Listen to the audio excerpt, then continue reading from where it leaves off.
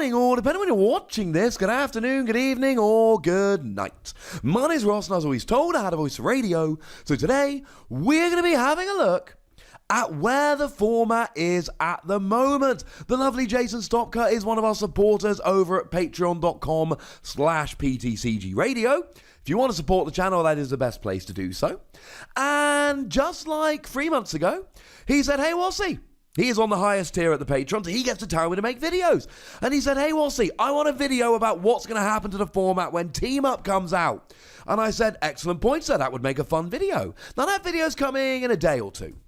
But what we need to talk about before we can talk about what's going to happen to the format, we need to talk about where the format is right now. So this is a stage where I give a huge shout out and thank you to the lovely folks over at limitlesstcg.com, because I am using tournament results and I'm getting them from their website.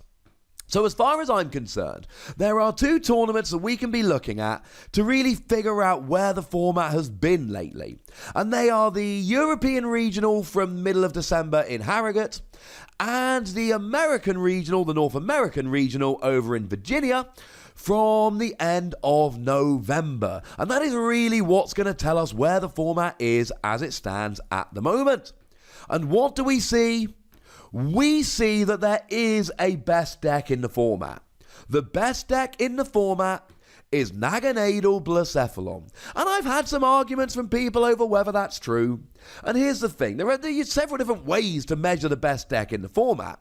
But as far as I'm concerned, ladies and gentlemen, the best deck in the format is the one that sees the most consistent success. And if we look at the two tournaments that I've outlined here, these are the decks that have seen the most success.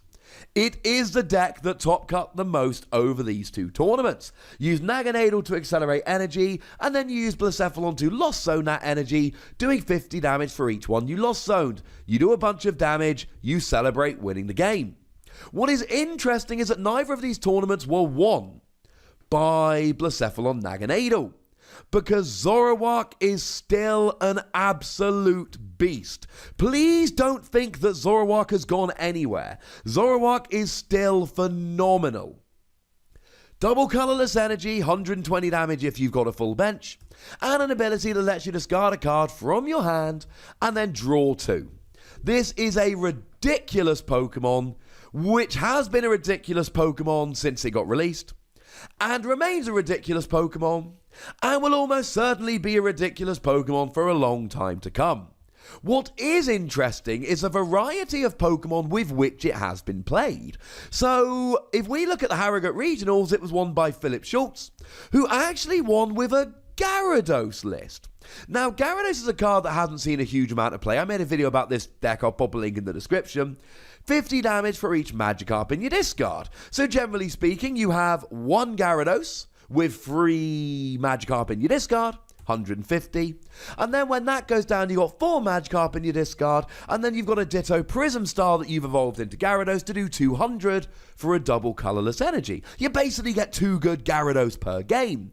And then, of course, if you're hitting weakness on Blacephalon, you only need 2 Magikarp in a discard, and Blacephalon Naganadel is one of your most difficult challenges when you're playing ZOROARK. Incidentally, Philip did beat a Naganadel Blacephalon in the final of Harrogate Regionals.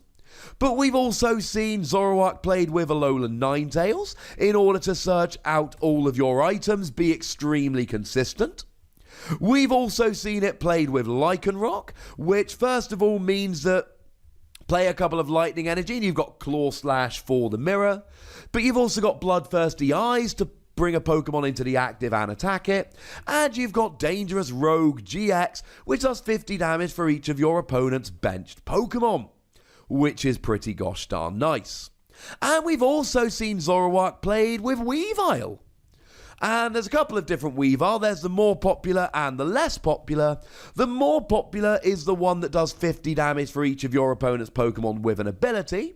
That is the one from Ultra Prism, but there is a one in Burning Shadows that does 50 damage, or indeed 60 damage, to each of your opponent's Pokemon that has an ability. So Zoroark's not gone anywhere. I mean, we've even seen top cuts for it with Decidueye and Alolan Ninetales. There are many different ways to play Zoroark. It's still amazing. But what we've seen recently is the rise of these weird Stage 2 decks. And generally speaking, they play Alolan Ninetales so that you've got the consistency. Now, Alolan Ninetales evolves from Alolan Vulpix. Alolan Vulpix for 0 energy lets you search for 2 Pokemon, which means you can use your energy attachment for the turn to retreat whatever you started with. It's quite easy to get a turn 1 beacon going second. And then Alolan Ninetales searches for 2 trainer cards, so you get rare candy. And of course, Alolan Vulpix searched Alolan Ninetales and a Stage 2, so it means Stage 2's become quite reliable. And we've seen a few different ways to play this. Now, Swampert is a very popular choice because it lets you discard a card from your hand and draw free. And we've seen it played with Gardevoir. But we've also seen it played in a really weird list where you would essentially attack with Greninja GX, and then you would put a Slacking in the active to block abilities, and then use Meganium so that you could evolve straight away the next turn back into it, taking advantage of Super Boost energy as the only energy you play in your deck. It's weird, but we've seen people playing it. So generally speaking, they're the big stories from the past couple of months.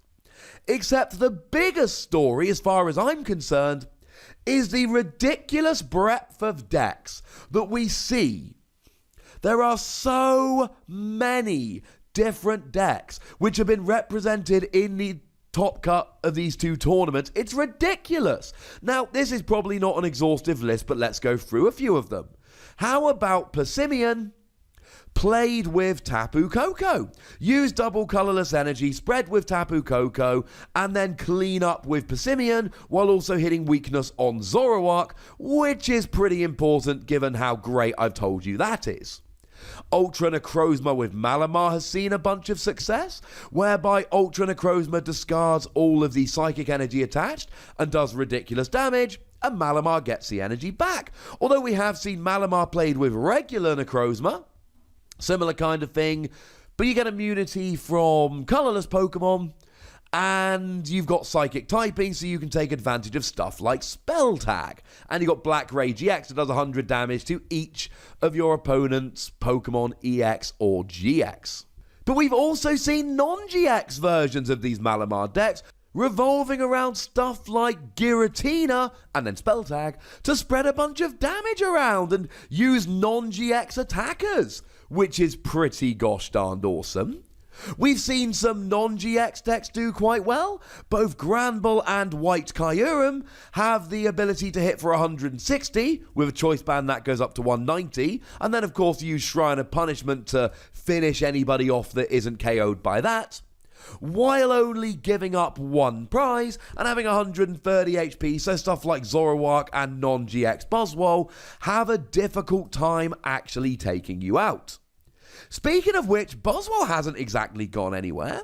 We've seen a bunch of top cuts for Buzzwole. We've seen it played with Lycanroc, we've seen it played with Weavile, we've seen it played with Alolan Ninetales, and of course we've seen it played with Lycanroc and Alolan Ninetales. So Buzzwole hasn't gone anywhere either.